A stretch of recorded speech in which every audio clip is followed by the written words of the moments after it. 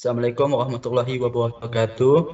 Kami di sini akan mempresentasikan hasil dari kerja kelompok kami yang beranggotakan pertama di Ajeng Widijayanti dengan NIM 247, saya sendiri dan Dek Gustian dengan NIM 251, Fajar Surya Utami dengan NIM 253, Natasha Balkis dengan NIM 256, dan Nabil Taufikur Rahman dengan NIM 271. Di sini kami menggunakan sumber jurnal perencanaan kapasitas jalan berdasarkan Landus studi kasus jalan Mr. Teku Muhammad Hasan sisi Barat. Selanjutnya akan dipresentasikan oleh teman saya berikutnya, Fajar Surya kami. Untuk latar belakang, Kota Banda Aceh ditetapkan sebagai pusat kegiatan nasional atau PKNP yang sejalan dengan kebijakan rencana struktur ruang wilayah RT RW Provinsi Aceh tahun 2009 sampai 2029. Kota Banda Aceh menerapkan pengembangan 4 wilayah pengembangan WP, yaitu 2 pusat kota PK dan 2 sub pusat kota.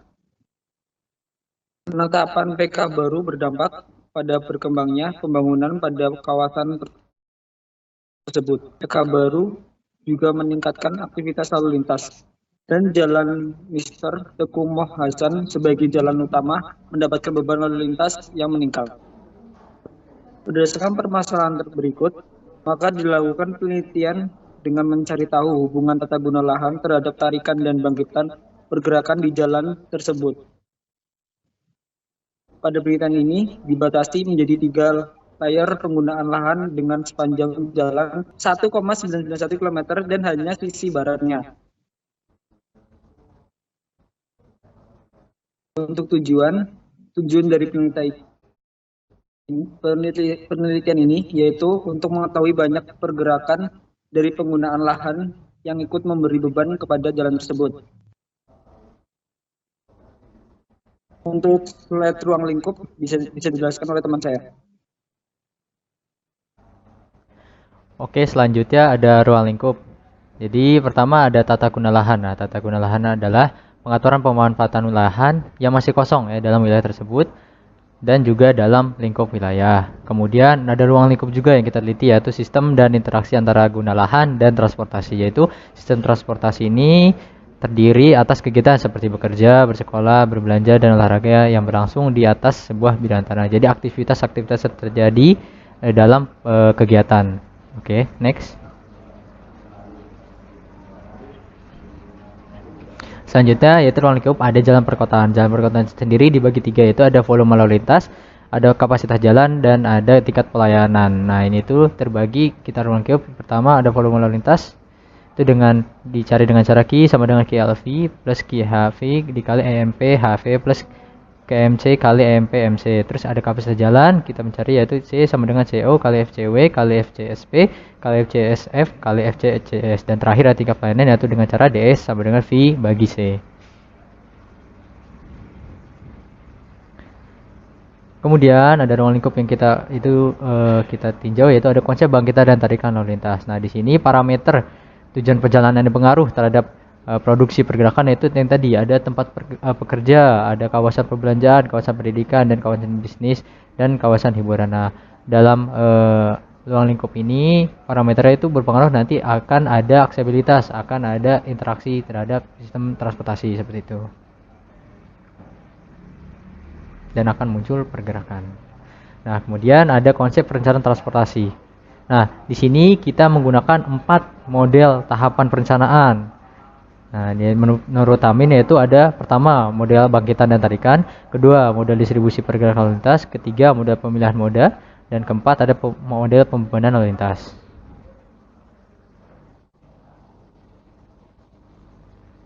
Kemudian ada model bangkitan perjalanan. Nah, kita menggunakan regresi linear berganda dengan rumus Y sama dengan A plus B1X1 tambah B2X2 ditambah seterusnya, tergantung dari berapa jumlah model atau berapa jumlah yang kita teliti, kita uji. Nah, untuk pendekatan kajian atau metode penelitian akan dilanjutkan oleh teman saya.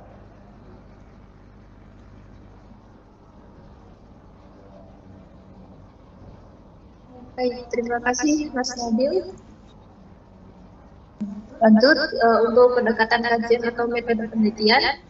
Untuk lokasi penelitian itu ada di ruas jalan Mr. Teguh Muhammad Hasan, tepatnya pada STA 0, yaitu tepat di samping Dapu Putih yang berlokasi di Sukadamai hingga STA 1961, tepat di lalu lintas Simpang AMD. Lalu jalan ini akan dibagi menjadi 3 ruas atau 3 titik untuk dilakukan pengamatan. Untuk jenis dan sumber datanya, kita menggunakan data primer dan juga data sekunder, di mana data primer itu dibutuhkan dari penelitian yang terbagi atas 3 teknik pengambilan data, yaitu observasi, survei lapangan, dan pembagian kuesioner. Lalu dari observasi akan didapatkan data geometrik, survei lapangan dilakukan untuk mendapatkan data perhitungan lalu lintas, lalu sedangkan bagian kuesioner dilakukan untuk mengetahui karakteristik perjalanan kepada pengguna jalan di sekitar lokasi penelitian. Kemudian untuk data sekunder dibutuhkan untuk melengkapi penelitian ini adalah peta land use yang jumlah kakak pada kecamatan Wetbata yang didapatkan dari dokumen BPS Banda Aceh sebagai berikut. Lalu lanjut pada populasi dan sampel. Untuk populasi yang diambil itu adalah jumlah kakak yang berada dalam ruang lingkup penelitian dengan memisalkan satu bangunan adalah 1 kakak. Berikut merupakan tabel banyaknya sampel, di mana dibagi menjadi 3 layer, yaitu pertukuan, perumahan 1, dan perumahan 2. Lalu banyak sampelnya bisa dilihat di PPT-nya. Lalu lanjut pada desain kuesioner.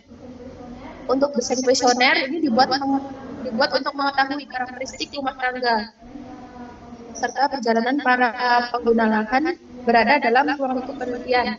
Jadi di sini dibagi menjadi variabel kuesioner perumahan dan juga variabel kuesioner pertukuan, di mana pada variabel kuesioner perumahan ini terdapat variabel Y dan juga X1 sampai dengan X7. Untuk keterangannya bisa dilihat pada tabel yang sudah disertakan pada PPT. Lalu untuk tabel kuesioner pertukuan itu dibagi menjadi variabel Y dan juga X1 sampai dengan X7. Ya, keterangannya juga sudah disertakan pada PPT-nya. Lalu lanjut pada metode pengumpulan data. Nah, di sini kita menggunakan 3 metode, yaitu metode pengumpulan data, metode pengolahan data, dan juga metode analisis. Untuk metode pengumpulan data itu ada 3 tahap, yaitu observasi, survei lapangan, dan juga pembagian kuesioner. Untuk observasi, dalam penelitian ini dilakukan observasi atau pengamatan yang dilaksanakan langsung dengan mencatat semua data yang dianggap dibutuhkan untuk objek yang diteliti.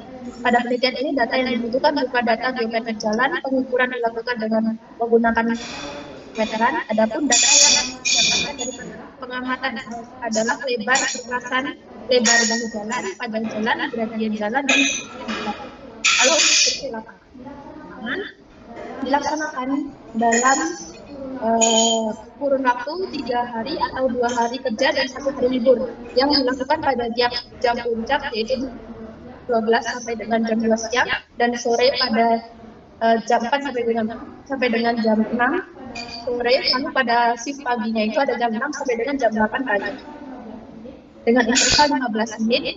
Lalu survei dilakukan pada 3 titik yang berbeda. Untuk survei lapangan dibagikan langsung kepada yang pengguna jalan yang termasuk dalam ruang lingkup penelitian sebanyak sampel yang sudah ditentukan. Lalu untuk pengolahan datanya, kita ada kapasitas dan volume jalan, kemudian yang kedua itu ada bangkitan dan tarikan pergerakan, di mana untuk yang kapasitas dan volume jalan ini kita dapatkan dari data geometrik yang sudah didapat dari observasi lapangan yang diolah dengan berpedoman pada MKJI 1997 dan survei volume lalu lintas diolah dengan tahapan-tahapan yang ada pada MKJI 1997 juga. Lalu untuk bangkitan dan tarikan perjalanan ini sudah disebarkan pada para pengguna jalan dengan menggunakan metode regresi menggunakan software SPSS. Kemudian untuk metode analisis data, itu ada analisis derajat kejenuhan, di mana analisis derajat kejenuhan ini digunakan untuk mengetahui kinerja jalan dengan perhitungan berpedoman pada MKJI 1997. Kemudian untuk yang kedua itu ada analisis regresi linear berganda, di mana regresi linear berganda ini menggunakan perangkat lunak SPSS atau Statistical Product and Service Solution dengan menggunakan metode backward. Untuk selanjutnya bisa dijelaskan oleh teman saya yaitu Mbak Ajeng. Untuk hasilnya adalah sebagai berikut. Pertama-tama, pada penelitian ini diperoleh data geometrik jalan dari observasi lapangan adalah sebagai berikut. Kemudian, kita memperoleh volume lalu lintas dari pelaksanaan survei selama 3 hari di 3 titik yang berbeda dan didapatkan volume puncak untuk tiap titik. Volume puncak untuk penelitian pada hari pertama pada titik kedua yaitu sebesar 2.583 kendaraan per jam seperti pada tabel 6 sebagai berikut.